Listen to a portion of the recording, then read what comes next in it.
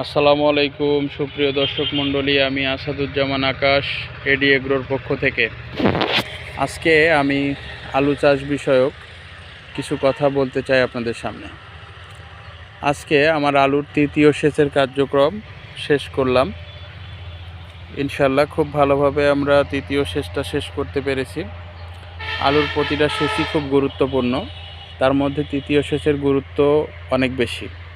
যেমন তৃতীয় সেচে যদি পানি বেশি হয়ে যায় তাহলে আলু আপনার রিজেক্ট হবে এবং ফলন কমে যাবে। যেমন যে ছোট ছোট আলু এখন যে আলুটা ধরছে সেই আলুটা পচে যাবে, এবং যে আলু আছে আলুতে দাউদ বা দাগ, ব্যাপক পরিমাণ দাগ হবে, অনেক রিজেক্ট আলু বের হবে, ফলনটা কমে যাবে।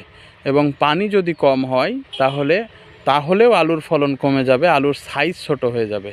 তাই সব সময় আমরা চেষ্টা করব আলুতে যেই পরিমাণ পানি যেভাবে ঠিকঠাকভাবে নিতে হবে এবং বুঝে শুনে নিতে হবে, যেন আলুর পানি বেশিও না হয় কমও না হয়। ধন্যবাদ দর্শক।